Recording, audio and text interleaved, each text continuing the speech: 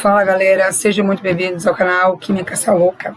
A nossa aula de hoje então é o módulo 2 de Ciências do sexto ano, de que somos feitos. Vamos lá então? O meteorito marciano contém variedades de compostos orgânicos. Então lá no dia 18 de julho de 2011, o céu de Marrocos foi riscado por um meteorito que aterrissou próximo ao deserto, e logo foi resgatado para estudos. Batizado de Tissim, em referência a uma aldeia próxima do local da queda, essa rocha ígnea é uma xergotita, que cristalizou em Marte há cerca de 575 milhões de anos, certo? Então essa amostra marciana, uma de 5 do mesmo tipo existentes, foi lançada ao espaço por um evento violento. Os pesquisadores conseguiram analisar o inventário orgânico do meteorito, revelando uma ligação entre o tipo e a diversidade de moléculas orgânicas e a mineralogia específica. Então, desvendar as histórias de origem dos compostos orgânicos do meteorito pode ajudar os cientistas a entender se o planeta vermelho já foi habitado, se teve vida, e assim como a história geológica da nossa Terra. Bom, lá na nossa aula eu vou mostrar para vocês, então, os vídeos, que um robozinho fez lá em Marte, para a gente dar uma analisada como é naquela região. Vamos lá. Conceito de que o que é matéria, Matéria é tudo aquilo que ocupa espaço e tem átomos, inclusive o ar. Como é que eu sei que o ar ocupa espaço? É só encher a boca de ar, Enche a boca de ar, a gente já sabe que ele ocupa espaço. Agora, qual é a diferença entre átomos e moléculas? Então, vamos analisar aqui. Todo mundo aqui conhece, alguém já ouviu falar em água, que é H2O, a fórmula molecular, água, H2O. Já ouvimos falar em gás oxigênio e gás carbônico. Todo mundo aqui já ouviu falar, certo? Inspiramos gás oxigênio e expiramos CO2. Então, quando a gente fala de mais de um átomo, a gente está chamando isso aqui de molécula. O elemento químico, então, os elementos químicos que compõem a água é o hidrogênio e o oxigênio. Os elementos químicos sozinhos são chamados de átomos, e é a união de átomos que formam as moléculas. No caso do gás oxigênio, que a gente inspira na nossa respiração, esse gás é composto de 2 átomos de oxigênio, certo? Os dois juntos formam uma molécula de oxigênio. Já o gás que expiramos é composto de carbono e oxigênio, certo? São 2 átomos de oxigênio que compõem esse gás. Então, elementos químicos sozinhos são chamados de átomos e a união de átomos formam moléculas, bem? A gente vai treinar bastante isso em sala de aula, tá bom? Bom, qual é a diferença de substância e mistura? Vamos então. Quando eu falo de água, vamos lá, a água é uma substância, certo? O gás carbônico é uma substância. Agora, o que é água mais gás carbônico, É a nossa famosa água com gás, certo? Então, a gente tem aqui uma mistura. Então, aqui eu tenho substâncias, certo? Substâncias.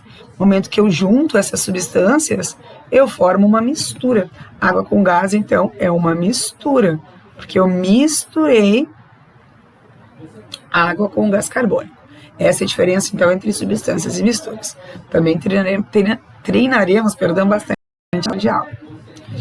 Eita, aqui nossa tabela periódica, essa aqui a gente vai fazer lá no laboratório. Vai ser bem legal, vocês vão gostar bastante. Então, aqui tem alguns elementos químicos, tá? Então, só para vocês terem uma ideia, quando eu falo de elemento químico, é a união de átomos. Então, a gente tem ali o lítio, sódio, potássio, rubídio, césio, frâncio, berílio, magnésio, cálcio, estrôncio, bário, rádio, escândio, ítrio, lantânio e aí por diante, tá? São 118 elementos químicos ao total, tá? Então, elemento químico, ele é a união de átomos. Como assim? Então, olha só.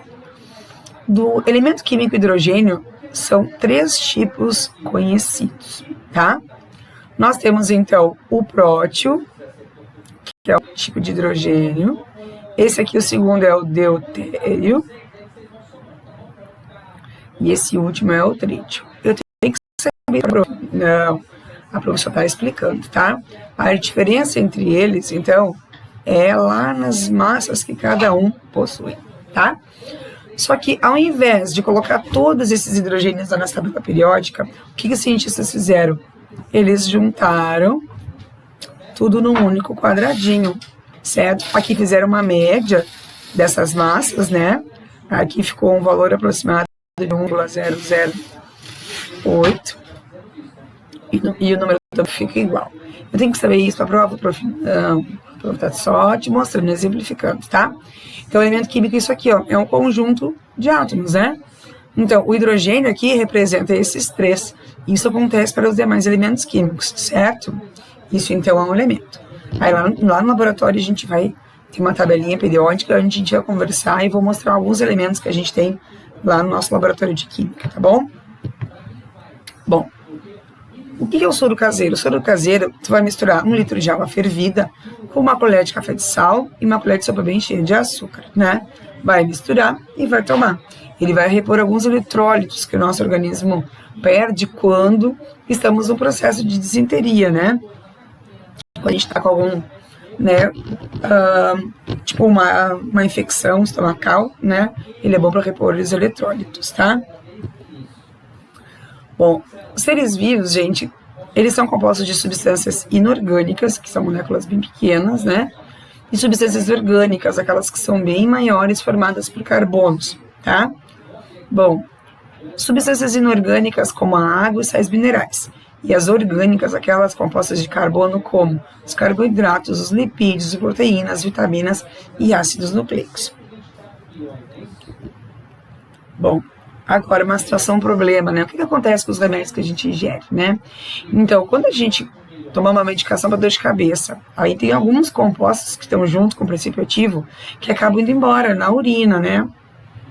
Nas fezes, e aí ele acaba indo para a rede de esgoto, né? Onde está causando toxicidade para a flora e para a fauna, certo? E existe uma pesquisa, então, que indica que devido às mulheres consumirem anticoncepcionais, que é a base de estrogênio, que é o hormônio feminino, está havendo uma feminilização das espécies, né? O que é feminilização? Características femininas, né? Isso está impactando na reprodução dos animais, tá? A gente vai fazer essa atividade em sala de aula também. Agora sim, vocês podem fazer as atividades e aí na próxima aula, então, a gente vai discutir melhor, vai corrigir, vai revisar e vamos fazer muitas práticas lá no laboratório. Beijos, bons estudos e até a próxima.